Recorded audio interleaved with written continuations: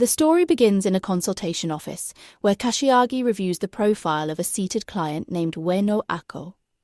At 33, she has spent 5 years using marriage agencies and now wants confirmation that she can find a good partner here. The advisor closes the folder and agrees to help, but first asks if she is truly serious about getting married. She responds with only a quiet, mysterious smile. Statistics prove that many people in Japan remain unmarried as traditional ideas about marriage fade. Kashiwagi works as a professional advisor, helping men and women navigate the challenging world of modern dating. Bueno affirms her dedication, noting the high fees she has paid over the past 5 years. Meanwhile, a new female employee waits outside the building, trembling with excitement for her first day. She sees the job idealistically, eager to help couples find happiness. Ignoring the skeptical whispers of passing men who mistake the agency for a cult, she steps inside, looking for her senior mentor. Hearing a voice declare a desire to marry, the new hirer peeks into a nearby room and recognizes Kashiwagi. However, the interaction immediately shatters her expectations. The advisor bluntly asks Ueno why she is so heavy when the client reacts angrily at the insult. He coldly mentions her height and weight, asserting that her refusal to address her physical health proves that she's not serious about marriage. As Ueno breaks down in tears, the eavesdropping employee is horrified by his rudeness and lack of empathy. Unfazed, Kashiwagi explains that obesity is a severe handicap in this arena. The client tries to explain her lack of success by blaming her freelance job and low income, but he quickly shuts her down. He points out that many wealthy men actually prefer housewives, and her age is still suitable for having children. Her money isn't the issue. Kashiwagi frames the process not as romance, but as a business governed by supply and demand. He identifies her physique as an irrational element that has prevented her from being chosen for 5 years. Trying to shift the topic, Ueno suggests acquiring a new professional qualification. The advisor accepts the change, but questions her ability to follow through. When she complains that her part-time job leaves her too exhausted to study, he dismisses the excuse as her simply spoiling herself. Kashiwagi presses further, suggesting that her excessive fatigue is a direct result of her obesity. Overwhelmed by the harsh reality, Ueno bursts into tears, calls him cruel, and attempts to flee the consultation room. The advisor tries to stop her, warning that running away and making excuses now will only lead to deep regret in her 40s and 50s. He insists he wants to spare her that pain, but she ignores him and exits the building. Watching her disappear down the road, Kashiwagi wonders why the truth angers people. Suddenly, a new voice predicts that the woman will certainly not return. The new employee, Yuna, enters the room. Kashiwagi introduces himself, but immediately intimidates her, declaring his intense hatred for irrationality. He insists that a marriage agency should operate on pure logic and expresses frustration at the unpredictability of human behavior. Yuna pushes back, arguing that logic is not everything, and that their job involves connecting people through the threat of fate, which requires sensitivity to feelings. Kashiwagi coldly shuts this down, stating that destiny does not exist. He says marriage is just a transaction to continue the human species. If the couple's goals don't match, divorce will happen. When Yuna shouts that he is destroying dreams, he counters that marriage is reality, not a dream. Internally, she decides she hates him, fearing he is ruining her idealized image of the profession. The tension eases when the AY's president, a striking woman, enters and remarks on the lively scene. Yuna feels relieved, thinking someone reasonable has arrived, but her relief fades quickly. The president immediately flirts with Kashiwagi, complaining that he is the only man she cannot charm. Kashiwagi firmly rejects her behavior, asking her to stop harassing her employee. Yuna watches in despair, realizing there are no normal people in this office. Shifting to business, Kashiwagi formally introduces the recruit. The president greets Yuna warmly, but immediately assigns her training to a subordinate. She quizzes the newcomer on the average success rate of marriage agencies. Yuna optimistically guesses 40%, but the boss reveals the grim reality. The average is only 10%. However, she notes that Kashiwagi holds an astounding 90% track record. The president praises his excellence, though Yuna questions how such a rude man could be so successful. The boss explains that he does what formal advisors refuse to do. Kashiwagi references the earlier client, asking Yuna if she found it strange that no one had ever mentioned the woman's weight before. Yuna admits it is odd that despite the obvious hurdles to her marriage hunt, no one spoke up. He discloses that 9 times out of 10, advisors hide the real reasons for rejection because they are being paid. Just as a friend struggles to tell another friend to lose weight, agencies fear offending clients and losing business. They prioritize membership fees over actual marriage, even if it means the client never succeeds. The president agrees, reminding them that it is a business after all. Hearing this, Yuna is struck by the cold but effective logic. Finding it surprisingly impressive, Kashiwagi confirms that he pursues actual marital success thoroughly, even if it means being hated by members.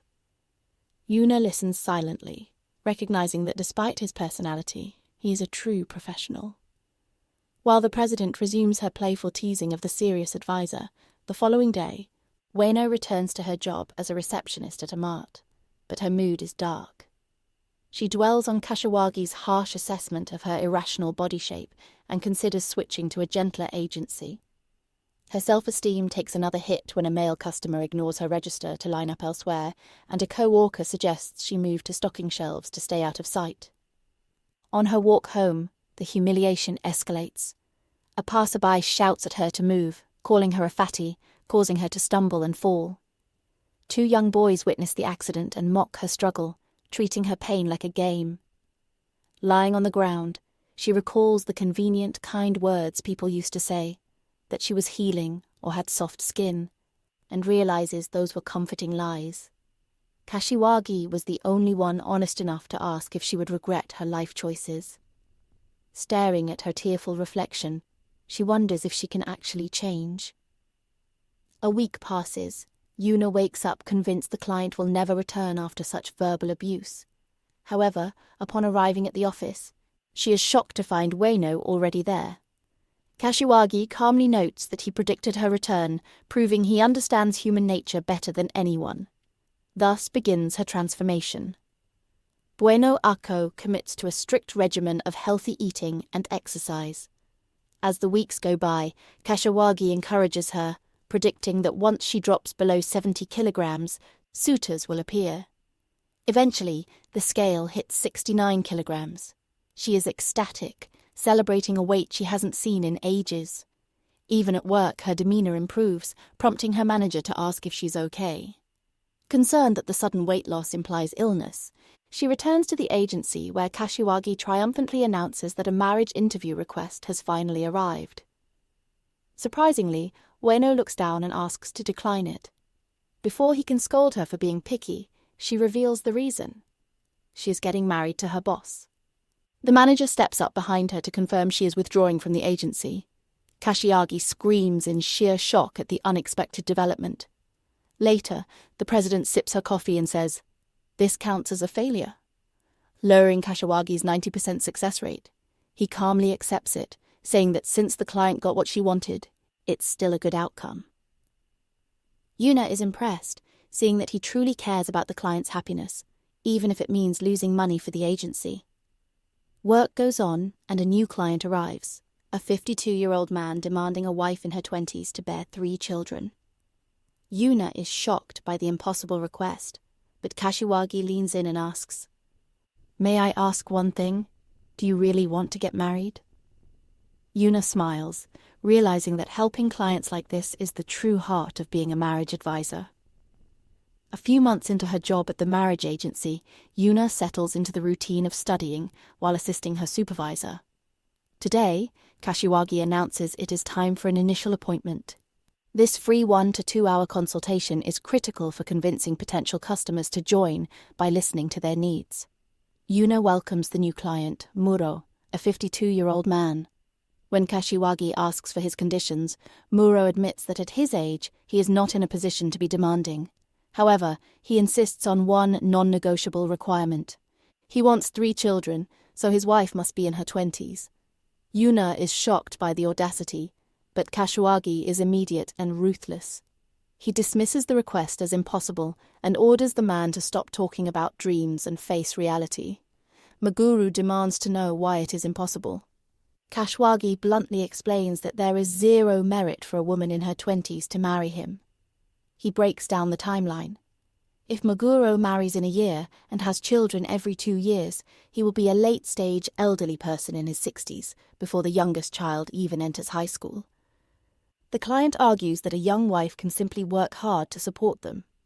Kashiwagi is appalled, asking why a young woman would sign up to support a family of 4 on a single income with an elderly husband.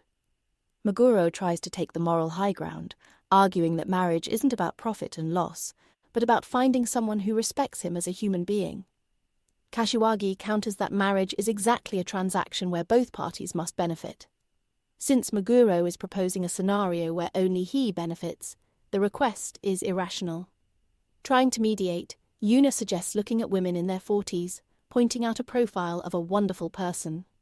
Meguro scoffs, declaring that while he prefers fresh college graduates, he is generously compromising to women in their late 20s.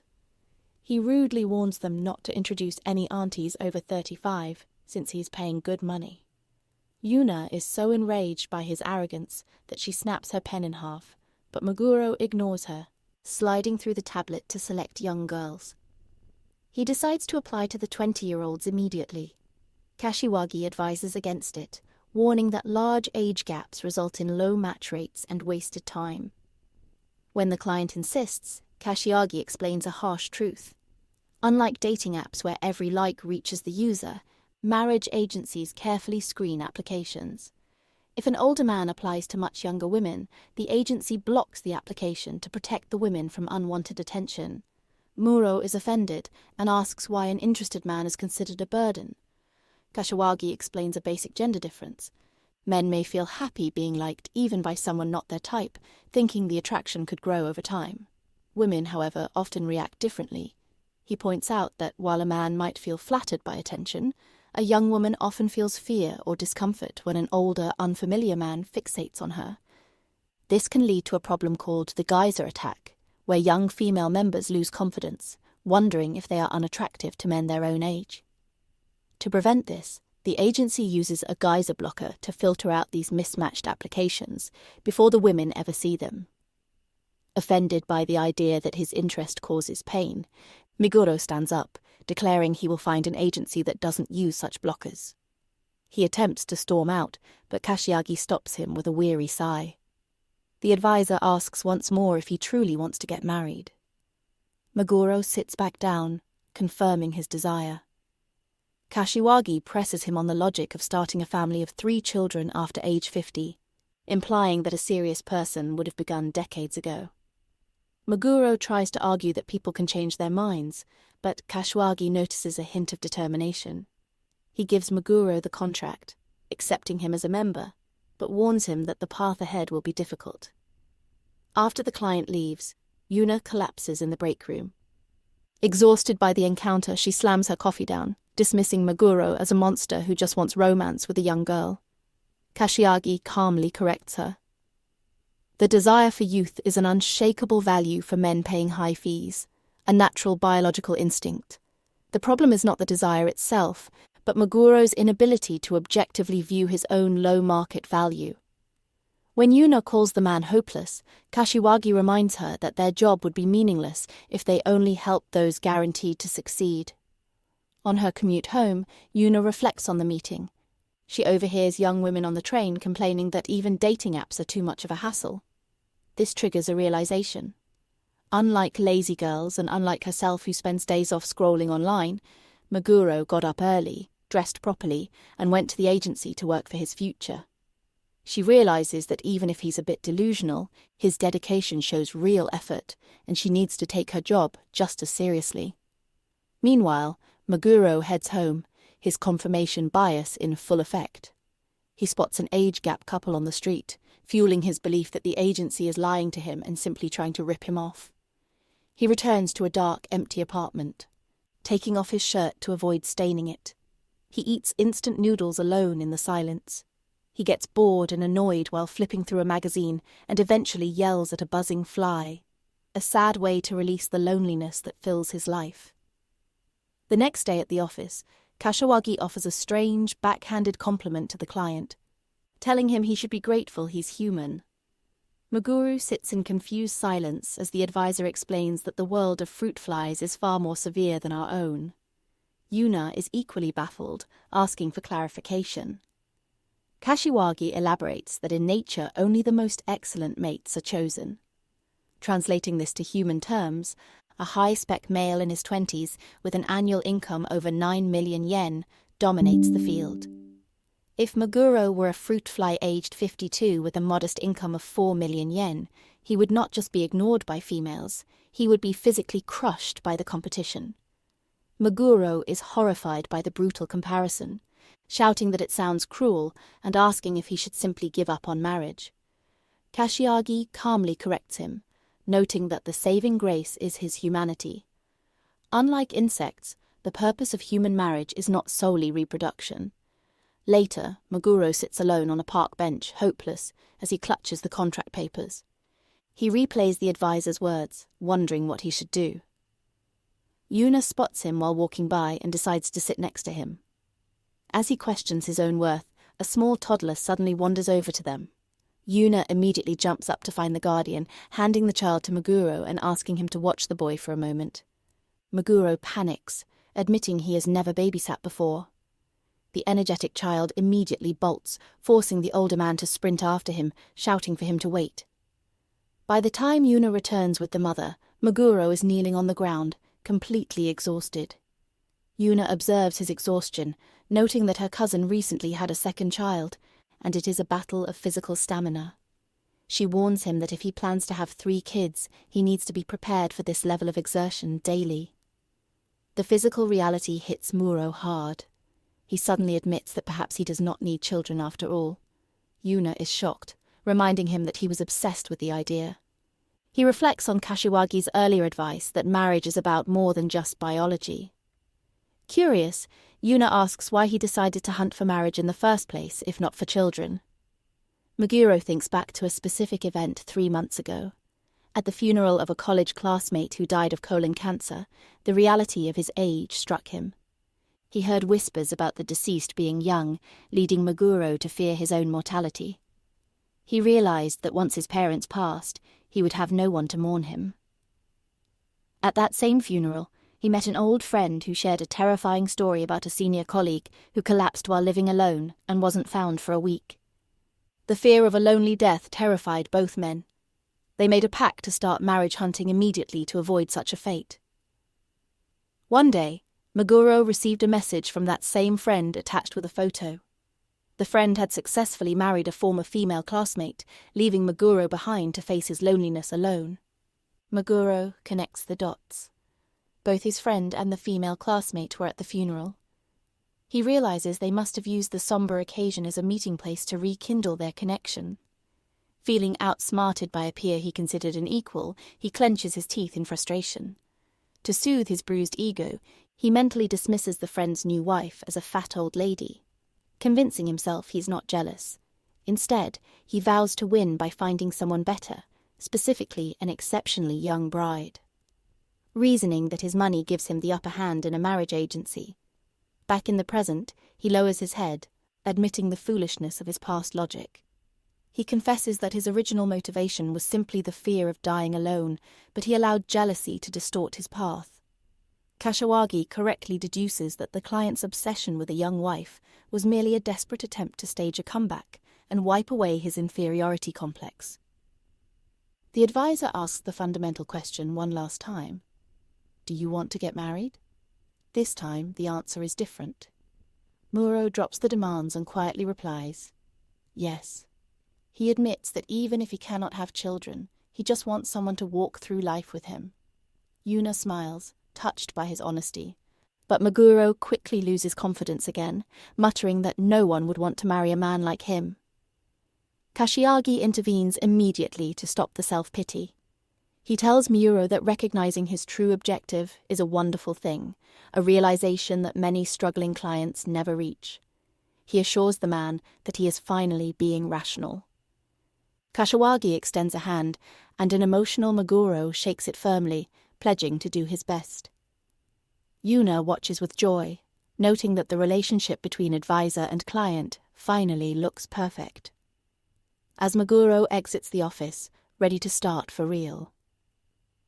Yuna arrives at the office drenched in sweat. Overwhelmed by the sweltering heat, she marvels at Kashiwagi, who sits in his usual suit, looking completely unaffected by the temperature. He warns her to pull herself together because work is about to get busy. Yuna is puzzled, asking if marriage agencies actually have busy seasons. Kashiwagi explains that while there isn't a specific season, enrollment spikes predictably after major holidays, Christmas, Golden Week, and right after Oan. Yuna checks the calendar and realizes they are in the middle of the post-OBN rush. She asks why enrollment increases at these times, but instead of answering directly, Kashiwagi looks out the window. Down on the street, an anxious young woman is pacing back and forth, crouching down in fear. Kashiwagi goes down and startles her, effectively forcing her to come inside. Now seated in the office, the timid woman introduces herself as Misato Takanawa. She explains that during her recent visit home for the holiday, her mother nagged her relentlessly, claiming she would never get married unless she used a matchmaking agency. Yuna realizes the pattern. People go home for the holidays, get pressured by their families, and immediately sign upon returning. Kashiwagi hands Misato the enrollment checklist. It is an exhausting list of requirements: graduation certificates, proof of income, tax withholding slips, proof of enrollment, eligibility certifications, national qualifications, ID, and a certificate of residence. Yuna laughs nervously at the sheer volume of paperwork, while Misato looks terrified, wondering if she can actually gather it all. The next day, Misato returns with a stack of papers, but the submission fails immediately. Yuna points out that her certificate of residence is missing. Misato panics, searching her bag and realizing she left it at home, hoping the address on her insurance card is enough. Yuna rejects it. Kashiwagi adds that she is also missing the certificate of single status, an official document proving she is currently unmarried. Misato is baffled, arguing that she clearly looks single and questioning why such a document is necessary. Kashiwagi ignores the complaint and notes she is also missing her college graduation certificate. Misato looks ready to snap, complaining that the process is too difficult just to join. Kashiwagi challenges her, asking if she is actually serious about marriage. He explains that being earnest means sparing no effort. He argues that the regular dating market is filled with people who have no intention of marrying, which makes dating them a waste of time and highly irrational. However, the agency requires this difficult paperwork to act as a filter. Anyone standing in this office has gone through the trouble of gathering these documents, proving they are dead serious. Understanding the logic, Misato gets back to work. She successfully obtains her proof of single status, leaving only the graduation certificate since she hasn't been back to her university since graduating. She heads to the campus. While walking through the grounds, she runs into Professor Oyama, who recognizes her and greets her, noting that it has been a long time. Professor Oyama approaches her, noting that it is rare to see her on campus, and asking if she has business with someone. Misato hesitates before explaining that she came to collect her graduation certificate.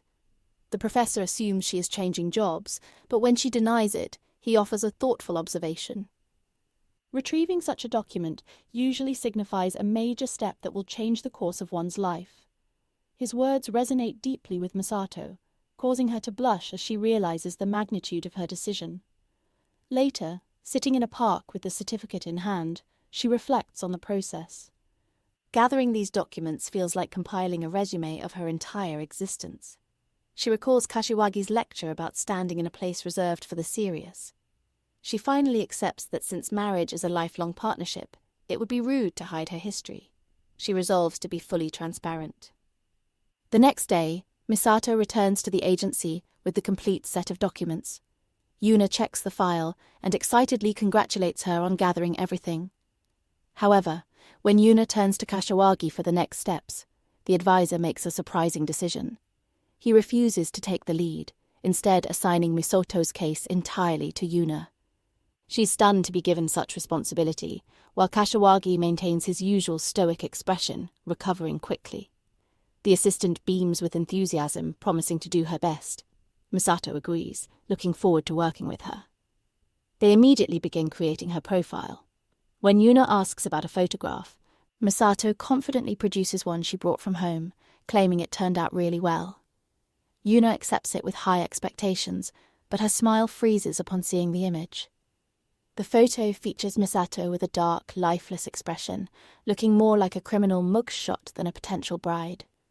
Suppressing her shock, Yuna gently suggests they retake the picture immediately. The next morning, Yuna meets Misato on the street and compliments her outfit. The client admits that the dress she is wearing is the only girly one she owns. Yuna confirms they are heading for the profile photo shoot. When Misato questions whether going to a professional studio is necessary, Yuna explains that the number of matchmaking requests depends heavily on the quality of a single profile photo. Misato feels relieved, finding the assistant much more approachable than the intimidating Kashiwagi. However, Yuna suddenly breaks the calm by nervously reciting facts about the studio's affiliation and the 10% member discount, clearly struggling to remember her training. Internally, she panics as her memorized script disappears from her mind. Seeing Yuna so flustered, Misato begins to worry whether she will be okay. Upon entering the studio, they are greeted not by the photographer, but by the agency's president. She immediately critiques Misato's outfit, appalled that she plans to wear it, declaring it a waste to hide her beautiful body. The boss rejects Yuna's defense of the dress. Instead, she holds up a revealing sleeveless option and orders the client to change. Misato hesitates, embarrassed to show her bare arms. The president silences her complaint and forces Yuna, who tries to intervene regarding privacy, to step back.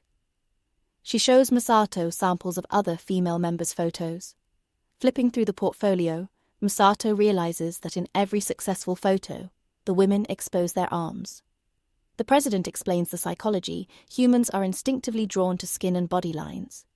She emphasizes that data matching is a battlefield where one must stand out. When Misato asks for clarification, the boss details the two methods of finding a partner. The first is a traditional introduction by a matchmaker. The second is data matching, where members use an app to search for partners themselves. She compares the app to a mail order catalogue, where men browse categories comparing potential partners. With tens of thousands of female members, the president warns that a modest dress will make Misato invisible. No matter how good the raw material is, it is pointless if she fails to catch anyone's eye. The president declares that the battle has begun and urges Misato to use her weapon. Initially confused, Misato recalls her college classmates wondering why she hid her figure under loose clothing despite having a great body. Realizing her appearance is indeed an asset, she follows instructions, changes into the sleeveless top, and removes her glasses. The transformation is so striking that even Yuna is left speechless. Satisfied that her intuition was correct, the president orders the photographer to begin. However, Misato freezes in front of the lens, her expression stiff and awkward, making a natural smile impossible. Realizing the client is struggling, Yuna decides she must intervene. In a desperate attempt to loosen the tension, she performs a clumsy, impromptu show. The performance is objectively terrible and fails to make anyone laugh, leaving Yuna mortified. Yet, Misato watches Yuna's flustered efforts and feels a wave of warmth. She realizes that although Yuna seemed unreliable, she is willing to embarrass herself to help. Touched by this dedication, Misato naturally blushes and breaks into a genuine soft smile. The president captures the perfect moment immediately. Back at the office, the president boasts about her photography skills while Yuna finalizes the profile. Once she hits publish, a notification chimes. Misato has received a request for a meeting. Yuna is thrilled, and soon dozens of requests flood the inbox. She calls Misato to share the news. The client is stunned that applications pour in the moment her profile goes public, but her anxiety quickly shifts toward the upcoming meetings. Later, the office quiets down. Kashiwagi notices Yuna sitting silently, looking dejected. When he asks about her mood, she admits to feeling useless, comparing herself negatively to him, lacking his directness, and to the president, lacking her persuasive techniques. Kashiwagi gently corrects her self-assessment. He points out that, given Misato's severe stage fright, It is remarkable she was able to relax enough to smile in the photo. He correctly deduces that it was Yuna who brought out that expression. Surprised and touched by the rare compliment, Yuna turns to her puppets for comfort. Playfully bickering with them to hide her embarrassment, Kashiagi watches the odd display with confusion, asking what she is doing, but she simply asks to be left alone to savor the small victory. A new customer arrives at the agency with an attitude of high superiority. Flipping through the binder of male profiles, she scoffs that not a single one meets her standards, demanding someone she can enjoy champagne with at a club in Roppongi. Her haughty demeanor surprises both Yuna and Kashiwagi.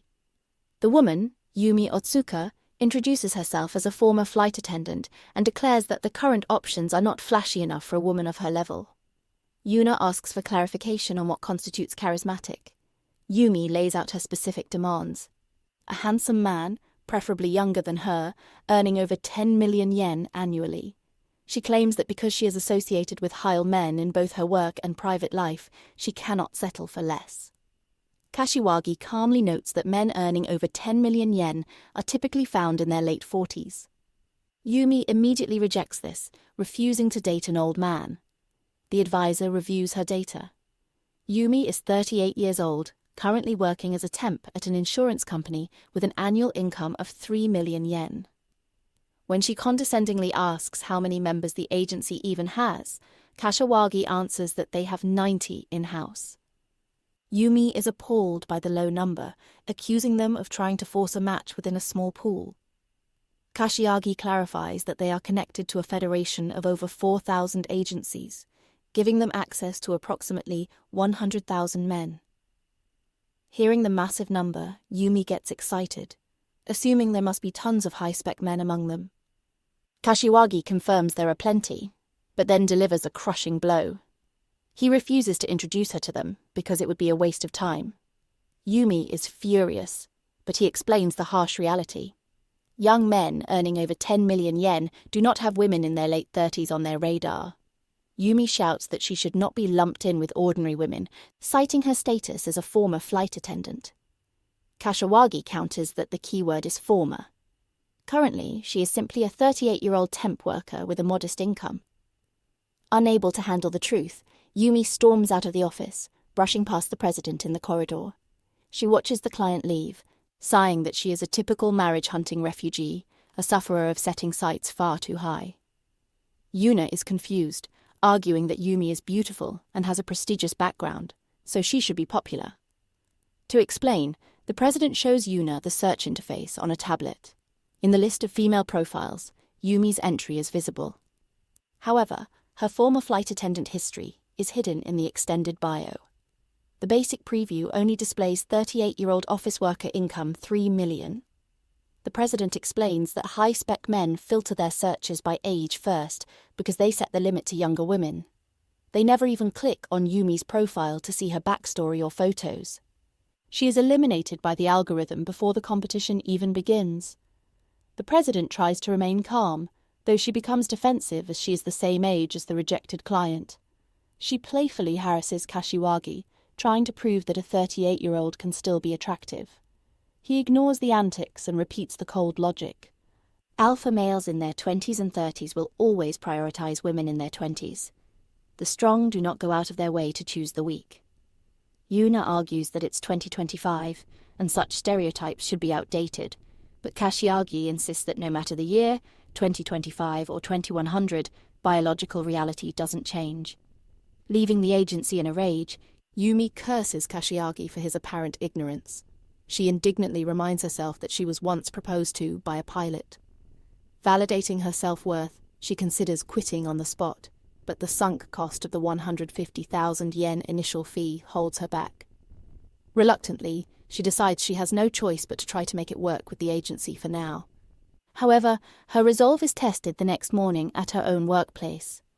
Yumi notices her female colleagues gossiping and learns that a co-worker named Togoshi is getting married.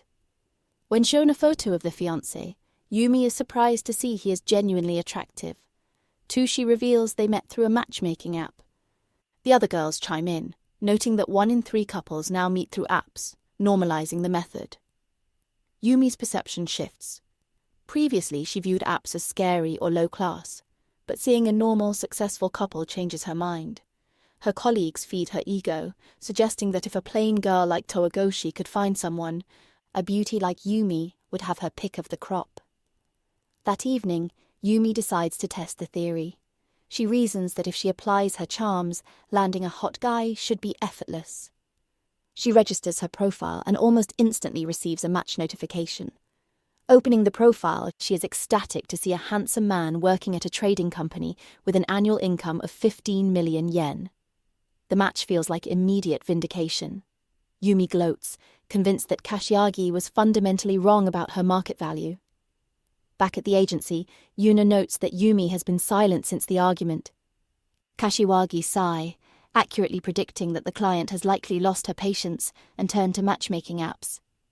Yuna asks if he is worried she might encounter men only interested in physical relationships. He corrects her, explaining that this is not the worst-case scenario. The real danger is that receiving flattering attention from high-status men could give her a false sense of confidence, ensuring her marriage hunt reaches a permanent dead end. Kashiwagi's prediction proves terrifyingly accurate. Yumi stays with Ryoke, the handsome 30-year-old trading company employee she matched with. He treats her kindly, showing charm and consideration, and makes sure she's comfortable. She's ecstatic, saying she has never felt this happy before. When they discuss their next day off, Yumi suggests visiting the National Arts Center for a Monet exhibition. Ryosuke praises her sophistication, claiming she doesn't look 38 at all and that he expects nothing less from a former flight attendant. Yumi is completely swept off her feet. She marvels at how charming and attentive he seems, wondering if someone like him could really be real. Convinced she is destined to marry him, she dismisses the expensive marriage agency as a scam for fools.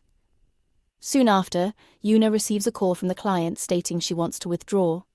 Kashiagi asks if this means she is getting married. Yuna clarifies that she isn't at that stage yet, but wants to quit. Kashiagi advises, listing her as on leave instead, knowing she will likely return. Yuna asks for clarification on his previous warning about the dead end. Kashiagi explains the structural pitfall of matching apps. He notes that women often mistake romantic demand for marriage demand because they get attention from high-spec men looking for short-term flirtation. They fail to realize they are aiming too high for a long-term partner, turning their search into a hopeless mess. Oblivious to this, Yumi arrives at work radiating such happiness that her co-workers immediately notice. When asked if she went on a date, Yumi hints that Ryoke has something important to tell her that evening. Her friends tease her, suggesting it might be a proposal, which sends her excitement through the roof. However, the night ends in disaster. Instead of a ring, Ryoke drops a sudden bombshell. He has been transferred to Brazil. He suggests they take a break due to the distance. Yumi is shattered. Later, crying in a bar, her friend tries to comfort her, telling her it couldn't be helped and that she will find someone else. Trying to compose herself, Yumi goes to the restroom. She checks her makeup, giving herself a pep talk that the transfer wasn't her fault and that plenty of men still want her. But as she exits the restroom, she freezes. Ryosuke is sitting at a nearby table with a male friend, clearly not in Brazil. She overhears the friend asking about the older girlfriend. Ryosuke laughs, admitting he cut her off with a fake transfer story because he needs to start looking for a serious marriage partner soon. When the friend asks why he bothered dating someone he had no intention of marrying, Ryosuke delivers a cruel justification. He admits he misled her, saying he wasn't thinking about a serious relationship and only dated her casually. Paranoia turns to rage. Yumi storms over, accusing him of lying. He confronts him, desperate to understand why he misled her and insisting their time together meant something. Ryosuke remains indifferent to her feelings, bluntly saying he never intended a long-term relationship with her. Broken by the reality check, Yumi walks through the streets as rain begins to pour. Drenched and miserable, she bursts back into the marriage agency office. She slams the door open, shouting that guys on dating apps are trash and demanding they introduce her to a man immediately. Defeated by the app experience, Yumi returns to the agency, though her attitude remains haughty. Kashiwagi presents her with a new list of recommended men. However, as Yumi scans the profiles, she begins to shout in disgust. The list contains men who are 48 years old, with unknown incomes, or younger men with modest earnings of 3 to 5 million yen. She declares that the mere thought of marrying these men makes her sick, comparing them unfavorably to the handsome, high-earning Ryoke she was just dating. When Kashiagi asks why she didn't just marry the pilot who proposed to her in the past, a flash of trauma crosses Yumi's face, silencing her momentarily. Regaining her composure, she snaps that she has had enough of his recommendations. She demands to cancel the advisor-led option and switch entirely to data matching to search for a partner herself. Yuna confirms the change and Yumi storms out, leaving the assistant worried about the client's stubbornness. Kashiwagi, however, advises Yuna to let her do as she pleases. Back at home, Yumi begins her independent search. She sets her filters to income over 10 million yen and under 35 years old. To her delight, the system shows tons of results. She scrolls through the high-spec options, convinced that Kashiwagi was hiding these good men from her. She aggressively applies to 20 different men. Her mother interrupts to tell her to take a bath, and Yumi sets her phone down, confident that she'll be swamped with dates soon. However, the reality check is instant. By the time she finishes her shower, all 20 applications have been declined. The next day, Yumi bursts into the agency in a rage, demanding to know what is going on. She accuses Kashiwagi of harassment, believing he is personally blocking her applications. He calmly denies this, reiterating that applying to men out of her league is a waste of time. Furious, Yumi grabs Kashiwagi by his tie, screaming that she is out of their league because she was chosen by a high-spec man on the app.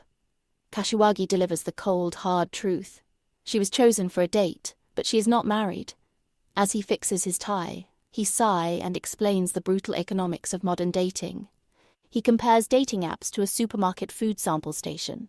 Shoppers will eat free samples even if they aren't hungry or particularly interested simply because there is no cost. However, unless the product is exceptional, they will not actually buy it. People only pay money for things they find truly valuable. Kashiwagi explains that apps, which cost only a few thousand yen, are essentially all-you-can-eat venues. In an era where workplace romance is risky due to compliance laws, men flock to apps for string-free relationships. They use their high specs as a way to get women. Ladies like Yumi fall into the trap, mistaking this casual interest for genuine market value. They become unable to accept men who actually match their level, turning their search into a quagmire. He warns that if she continues this way, she will end up like other former members who do nothing but bash men on social media, stuck in a loop of frustration while time runs out.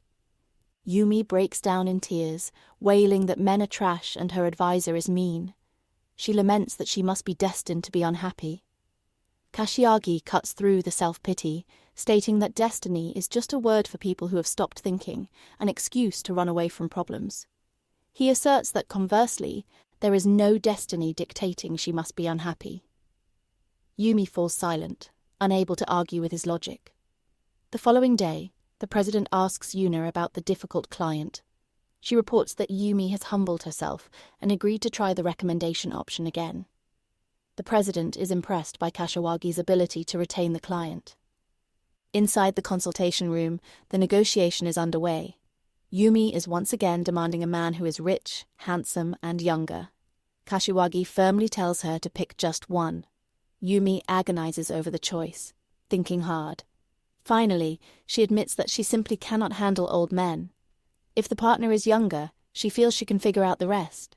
She chooses youth as her non-negotiable trait, taking the first real step toward a realistic match. The scene shifts to Yuna, who's in a panic. She shouts the terrible news. Muro has suffered 50 consecutive losses. Despite the 52-year-old gentleman's decision to turn over a new leaf and try his best, his application record is a complete failure since Yuna took over the case. Yuna cannot understand why he has been rejected 50 times in a row without a single meeting. Kashiwagi explains the mechanics of the agency. A meeting only happens if the other party accepts the application from the database. Being rejected 50 times before even meeting suggests the problem isn't the man himself, but his profile. He advises Yuna to consult Tachikawa, a staff member who specializes in these systems. When Yuna asks who that is, Kashiwagi warns her that Tachikawa is a unique character and to be careful. They visit the back office to find Tachikawa Azusa. She is typing away while eating potato chips. She explains to Yuna that she has to snack at work, because if she eats at home, her 3 children will demand some. Yuna is charmed, thinking this remote working mother looks like an angel. Curious, Yuna asks Tachikawa her age. Amazed that she has 3 kids, Tachikawa coyly replies that she is barely in her 20s. Yuna believes her, impressed by the young mom, but Kashiwagi interjects with a warning. If she digs too deep into a woman's age, she won't get off with just a broken finger. Yuna is confused, but Kashiwagi hints that the angel Tachikawa is dangerous when provoked. Getting to the main topic, they show Tachikawa the profile of Meguro. She reviews it and notes that the photo isn't bad. He has a nice smile. However, she declares the text a disaster. She points out that the matchmaker recommendation field is empty and asks if Yuna simply posted the client's self-written draft as is. Yuna admits she did. Kashiwagi scolds her, explaining that what the member writes is just a rough draft.